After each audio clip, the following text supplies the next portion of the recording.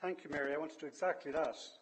I was driving into Glenties today and I saw the sign on the entrance, the question for this week, how stands the Republic? In a flash, it came to me, the headline of my paper, what I want to say is that it stands for election. If we're going to have an accountable, decentralized, participative democracy, it needs the word democratic, it needs republic, it needs to be democratic, in my mind.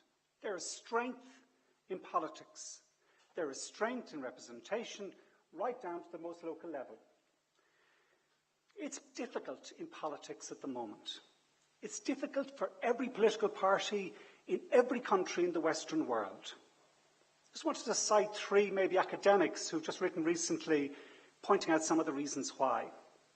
Olaf Graham, paper recently in July for the Policy Network, just making the very simple point that electorates mistrust the simplistic solutions that policies present. Whether you're on the stimulus side of the argument or on the austerity side of the debate, they actually rightly understand that the national political systems, political parties, don't have the full control over the decision-making or over the market conditions in the nature of the globalized world we have today. Particularly in the European Union, within a single monetary system, and particularly in countries where there's large-scale accumulated debt. And the electorate aren't stupid. The research shows that they're actually sceptical of those who offer easy and pat-handed solutions. And that makes it difficult in politics. Politics that has grown up over 200 years on the easy ideological ding-dong between planned market versus, or planned nation-state control of market versus free market arrangements. They realise that that kind of left-right divide doesn't quite work. Fintan, I read that excellent book, Up the Republic, which you've recently helped publish. What I particularly enjoyed reading in it was your former colleague from Princeton, Philip Petit, who I'd never read before. I found his contribution brilliant, partly because I suppose he's been involved in one of the governments in one of those countries, and rightly comes, like all of us who've been involved in governments in recent years, with a certain contrition and a sense of failure. But I thought his comments about riding the tiger, as he put it, which is not the Celtic tiger in this instance, but the tiger of that new market, financial, international, globalized market system where capital can go from one end of the world to the other in a millisecond, and where labour has a certain disadvantage because it's naturally slower, and naturally capital gets hammered because it doesn't move at all. And his depiction of that policy issues in this world between the human environment systems, the democratic institutions, and the difficulty of riding that tiger of the financial system to make such a system just and equitable and republican in every sense of the word, and at the same time realising you can't go back to just a simple solution where the state creates all the credit institutions and the banking arrangements that one might want. That, as nice as it would be to be iconoclastic and say, sweep them away, the replacement with an alternative financing system to provide for the prosperity of our people is not an easy one. I thought he was really good because he recognised as well that the second constraint, the second obstacle, the second challenge facing political parties at this time is to recognise that such material wealth relies on technological innovation in a world of limited resources, of constraint. And that environmental challenge, as he said, being of equal scale and equal importance and equally difficult for just national governments on their own to manage. Lastly, I suppose, of three recent academics just happened to be reading and thinking about, Anthony Giddens, the sociologist from the London School of Economics, who was one of those champions of the third way, which might have provided some hope in that period, 95 to 2005, of that 30-year cycle of market knows best, give the market the freedom, might have diluted it slightly had it not failed. I mean, Giddens writes very well about, again, coming back, echoing the same kind of points, that the overall aim of third-way politics should be to help citizens pilot their way through the major revolutions of our time, globalization, transformations in personal life, and our relationship with the natural world. The difficulty was, I suppose, Bill Clinton, who really led that third way concept, is that they underestimated the scale of the self-destruct button within the market system. And I think actually what we underestimated as well was not just the deregulation of the financial system, but the deregulation of the media world.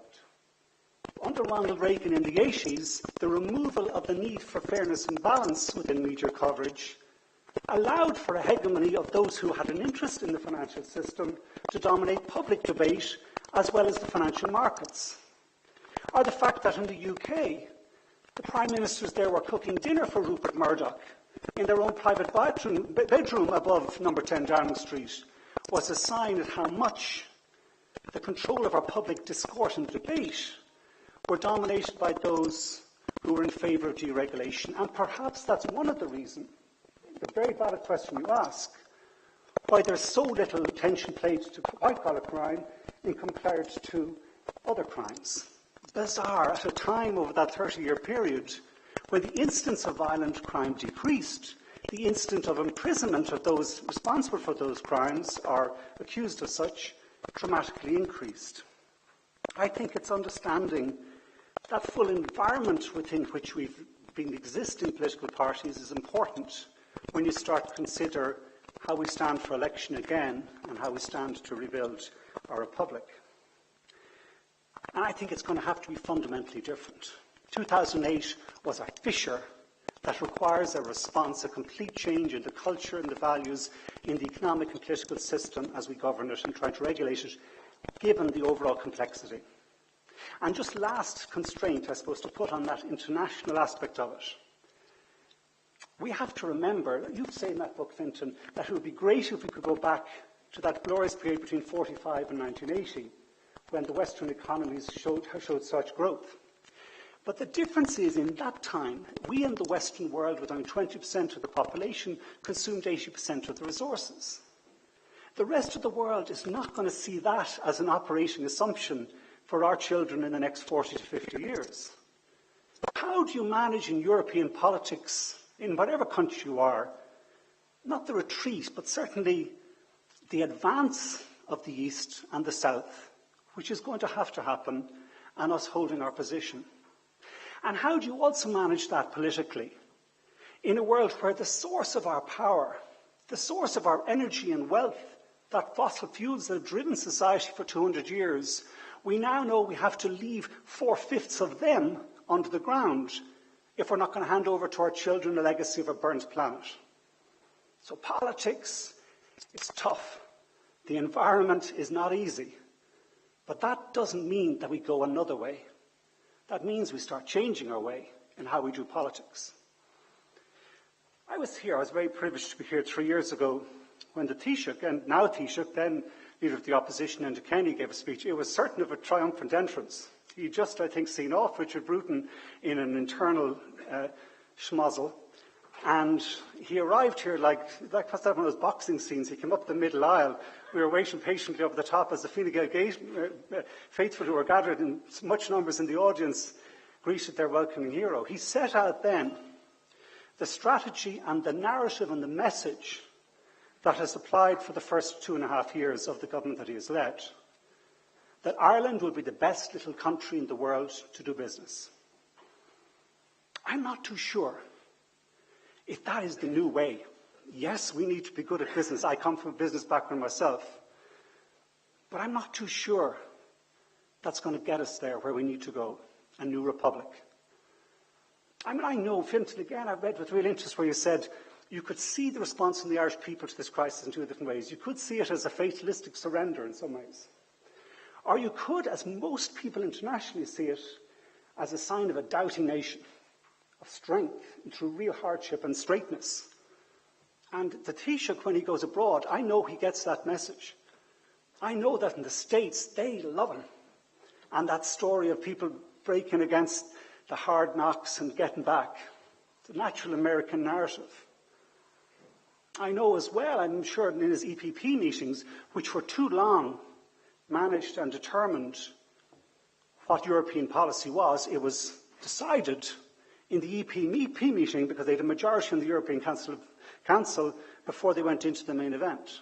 I'm sure in that meeting, The Taoiseach has been feted for the strength that the Irish people have been able to show in the most difficult times. But I think there's a problem.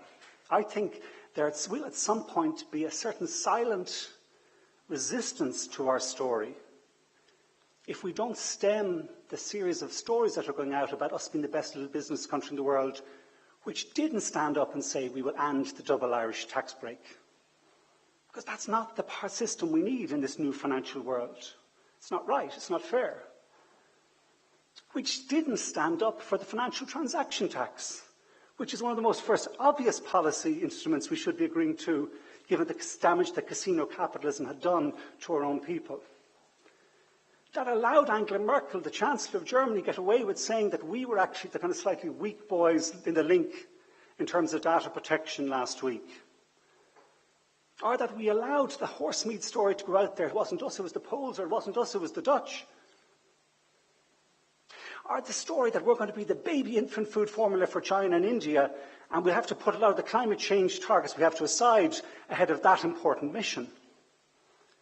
Those series of narratives in the last 6 months are not going to work for us, I think, in the long run.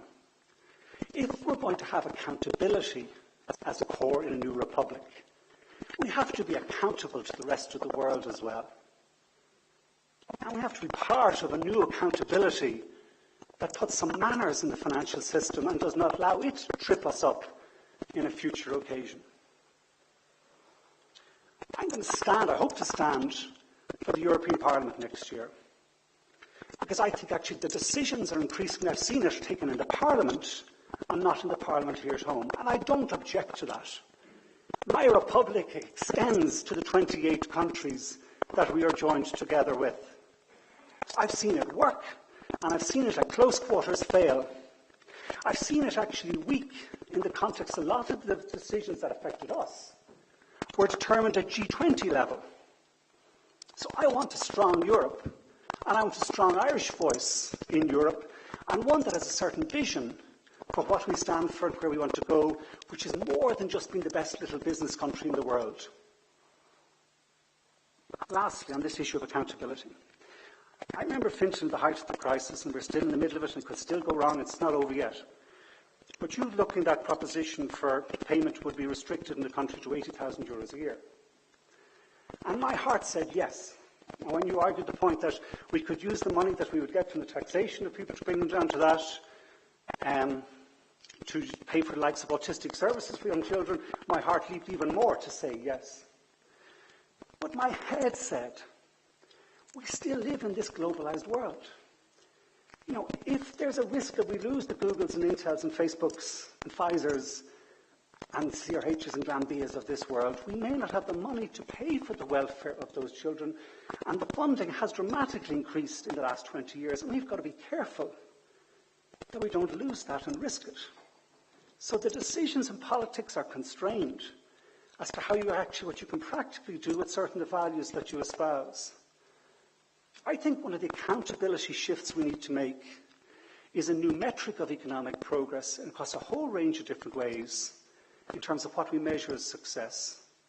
And it's a difficult job because within it, we're going to have to keep to some way to the track we've set ourselves on for 50 years, which is being a localization point of global capitalism, and at the same time hold what we hold important and dear, the values, not just economic ones, as central to what we measure and do.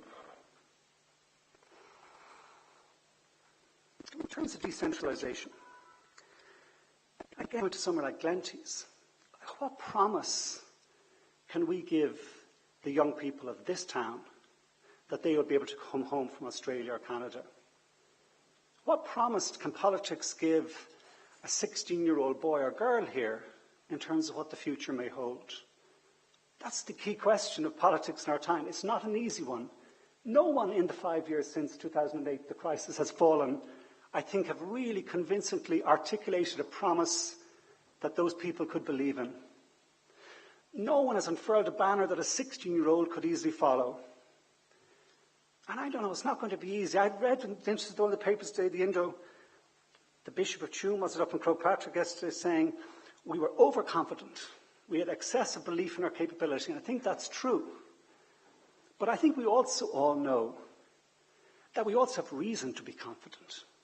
That compared to where we were 30 years ago or 50 years ago, we are a well-educated and enterprising and capable people.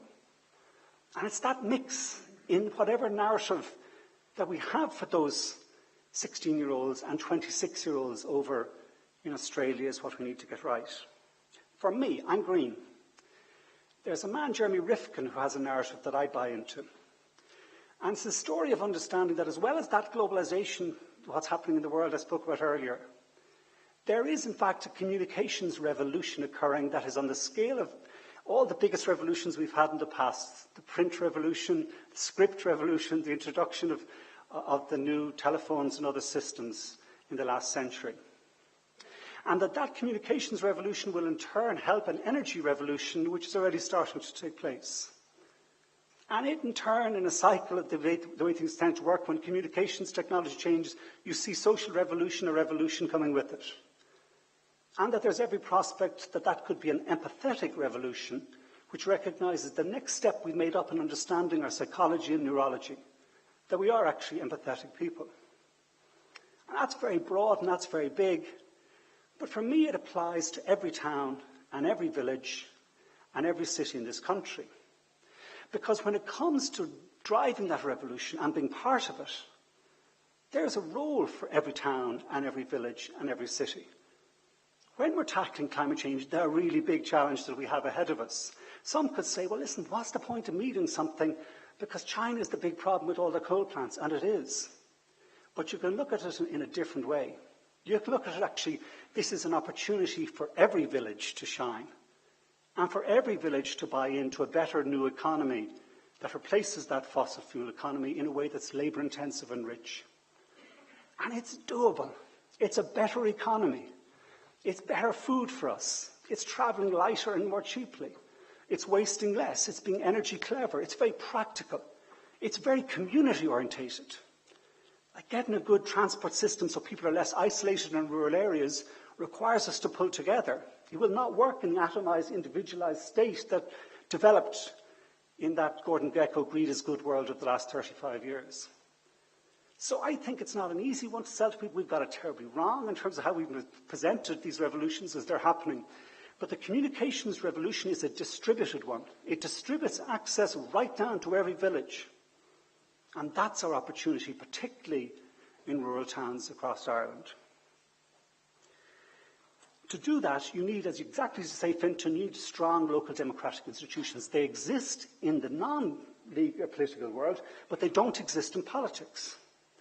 And I think the real tragedy of what's happening at this present time, as well as the slightly wrong narrative at the head of government, there is no local government real reform.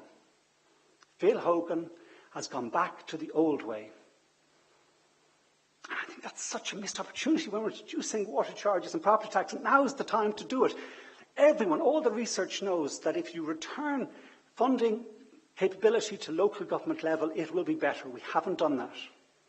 Dermot Lacey, you know that all the international research shows that directly elected mayors in cities deliver better city governance and a better way. And I just see it. I met our new Lord Mayor in Dublin, Oisin Quint, today, a fine, talented politician, only there for a year. Like the last one, a fine, talented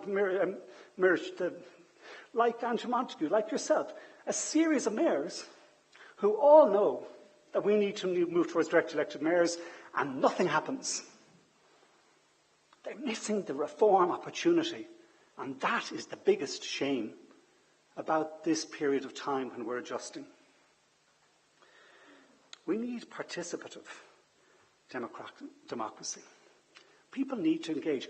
Fintan, I'd have to be critical about one thing. I talked to you earlier on about how you won my heart, but you lost my heart at that moment in the GPO when you're saying we should be using a technical administration. No matter how good the people are, the lessons of history are that you never give up power to a non-elected system.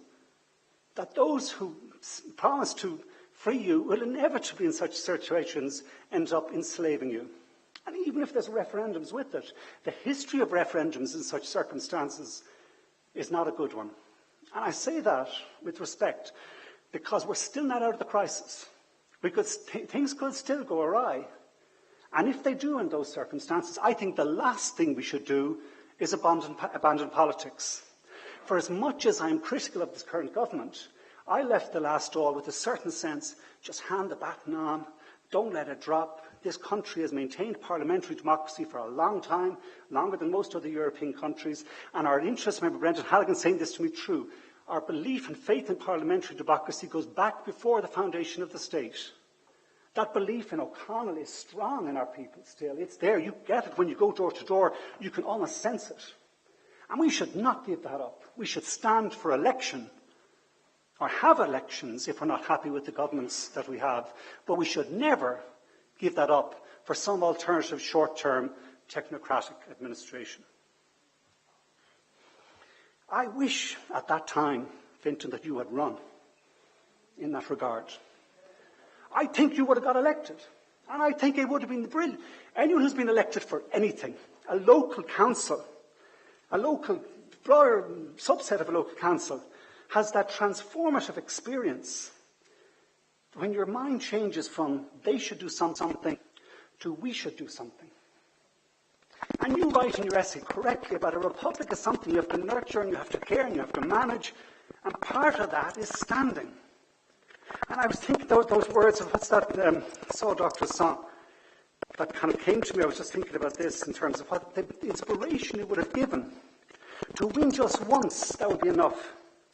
So come all you full-time small-town heroes, cast away your inbred fears of standing out from the rest, the cynics and the pessimists, the self-indulgent almost rich, the blatant herders on the ditch. Time is passing, so come on, face the ball, the game is on.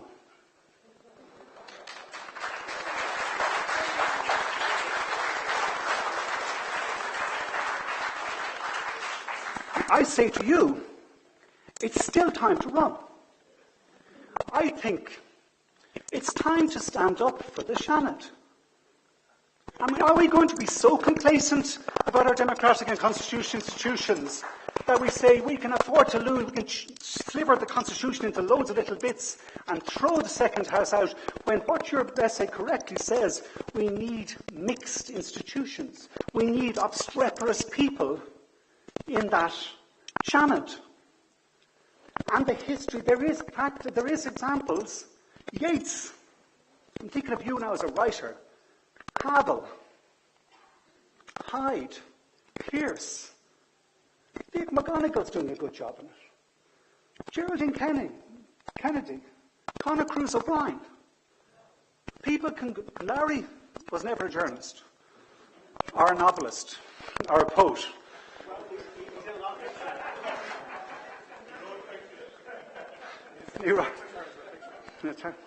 But I just put that point to you to make my central point. That in this republic, if we seek to reinvent it, we stand for election.